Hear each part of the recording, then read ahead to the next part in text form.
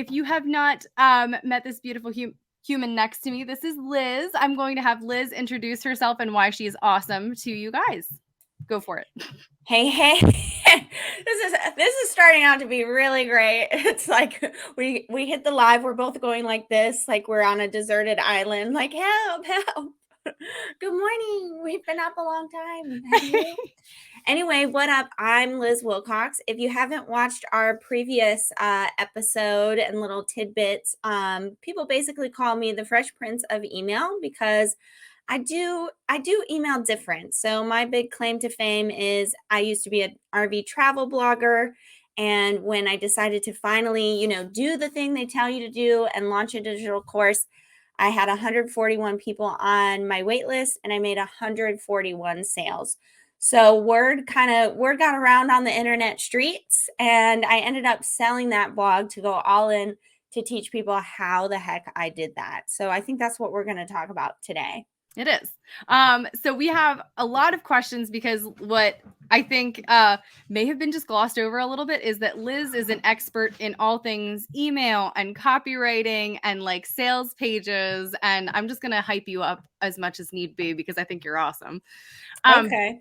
I thought when Caroline said, oh, she's an expert in blah, blah, I thought she was going to say like 90s pop culture, and then I'd be able to like show off all my like nerdy stuff. And the 90s pop culture and all things in sync. Yeah. So before we get going, so I know there's a lot of email marketers. If you're like, oh, should I listen to Liz? I just like, let this be my like ultimate sales pitch for myself. Like no other email marketer is going to have an in-sync snow globe. Okay. That fashions also as a pen holder that I clearly am not. I need more pens because it's empty. But anyway, okay. I'm going to focus today. So Okay. Gina is asking what to do with unconfirmed subscribers since she can't email them without their permission. Yes. Yeah, Gina, technically you can't do anything with those.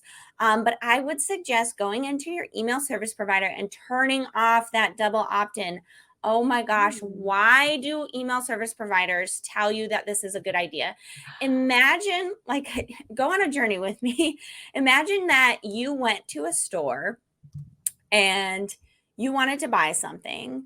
And so you went to the checkout and you bought it. And then when you were walking out the door, someone asked you, are you sure you want to buy that? That's the double opt-in, right? You go in, you put your email address. Yes, I want this. Then you go into your email and lo and behold, the opt-in is not there, but there's some email that says, are you sure you want this thing? Yes, I'm sure. I already put in my email. Now, some of you might be thinking, well, ConvertKit tells me that this is going to be a more engaged list. ConvertKit, I beg you, please stop telling people this. I have no idea why they tell you this. This is it's kind of a really old school myth that, just isn't true. I know for me, they'll tell you you'll have a more engaged email list. For me, I have never had double opt-in. I've had 3 email lists, and I've also never met anyone who had a more engaged list than me. So right now, my average open rate is about, and it is inflated because of Apple iOS updates, but it's about 65%, which I would imagine is probably more like 50%. So yeah, Gina's asking, I thought you had to do it with GDPR. The double opt-in itself does not take care of GDPR. So GDPR is some law in the UK, especially, where it says you have to consent. So within ConvertKit, within pretty much any ESP, they also have an option to, if anyone's opting in from those countries, to show like a special button that says like, I consent or I don't consent to email marketing. That's the thing you actually need. Double opt-in, like, are you sure you want this? Does not consent to GDPR. It's just saying, do you want this one thing? It's not saying, are you sure you want to be on this email list to market, blah, blah, blah, blah, blah. But that check mark that you can add in ConvertKit or anywhere else, that is more GDPR compliant. So I would suggest turning those off so that you're basically putting, up a wall, a barrier to entry. And from the user experience, it's also really annoying because it's like, why do I have to click this button? This is so obnoxious, right? I hope that's helpful. That's We're so getting controversial interesting. today. I'm in. No, I love that because honestly, like that's what I have always heard and what I had always even like told people was do the double opt-in because it's encouraging the engagement with that email. No, it's making people annoyed. Don't you think? I agree, but like I'd and always so- been told it's so good. And so here's the last thing I'll say about that. So your very first email that you send your subscriber is going to be the most opened, most engaged email that there ever will be, unless you're like giving away $1 million. I can't imagine another email that's going to be more opened, right? They get your email or they get your opt-in, they're excited, they go to their email to open it. Why are we giving that open rate, that engagement away to an automated, hey, are you sure? Right? That's outrageous. And that means that your real first email is going to be your second email, which on average has a 10 to 20% lower open rate. So you're actually like hurting your engagement, in my opinion. I hadn't thought of that. Pinky out. Oh my gosh.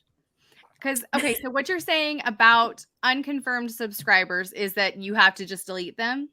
Yeah, so they're unconfirmed. So technically, yes, just forget about them. Tuesday's gone in the wind, baby.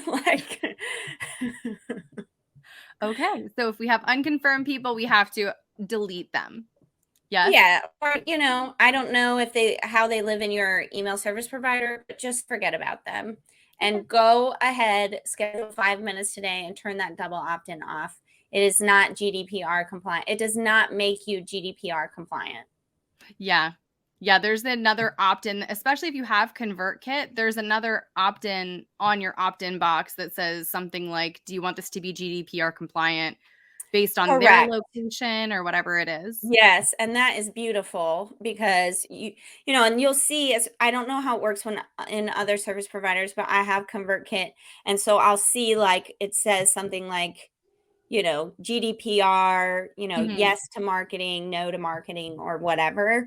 And that is what is actually helping you. Wow. You blew my mind already. So we're starting off really well. Okay. That's why I was like, oh my gosh, Gina's setting me up for a home run. Thanks, baby. So do you have any, like, I guess, final words on like what people can do, especially when they're first starting out, to kind of get past the like big scaries? I have no other word other than just like the big scaries of hitting send for the first time on an email. Yeah, great question. And this is the part where I've been talking for an hour and a half or an hour and 5, and I'm just going to pitch myself. Join my membership. I will encourage you. I will cheerlead you. I know it's scary. I know it's like, here's the mouse, like, like, I don't know. Just keeping the real answer, just remembering, like, we're just trying to turn these people into friends. Like, yeah, it doesn't have to be perfect, but again, thinking of them as real people, like, okay, even if you've only got a few people, like, okay, I know this person, or I want to get to know this person, right? It's the same with social media. When people comment, we're commenting for the first time, thinking of it as that, maybe even thinking of it as a social platform at first, if that helps you to hit send. Nothing is finite. Sending newsletters, again, it allows the brand to evolve. So if you mess up this week, you've got another chance next week. Yeah. And join my membership. I'll write it for you. It'll take away all the stress. I was going to 90% say of the stress. You still have to hit send. But again, you can email me. I'll rah the crap out of you. Liz, thank you so much for being here. Where can people find you and find more about you? Yeah, so if you're just getting started with email, of course, you can go to lizwilcox.com and hit the hot pink button and get my freebie. You can get a welcome sequence already written for you and some newsletter samples. But the best way right now is the flash sale, of course. I know Caroline has her affiliate link that sale ends tonight. And that really is the best way. I retired my services because of this offer. I don't like, you cannot hire me to write for you. So I really am like inside the membership all day, every day. All I do is promote it or be in it. And so that's really the best way to get my eyeballs on stuff, to get my feedback, and to start writing your emails and get rid of those scaries. I love that. Liz, thank you so, so much for being here today. And everybody go follow Liz. Go get into the email marketing membership if you haven't. It's the best $9 a month that you will ever spend on anything. I tend to agree. Thank you so much, Caroline. And thanks everybody for watching. I can't wait to see what you do with email. Bye, guys.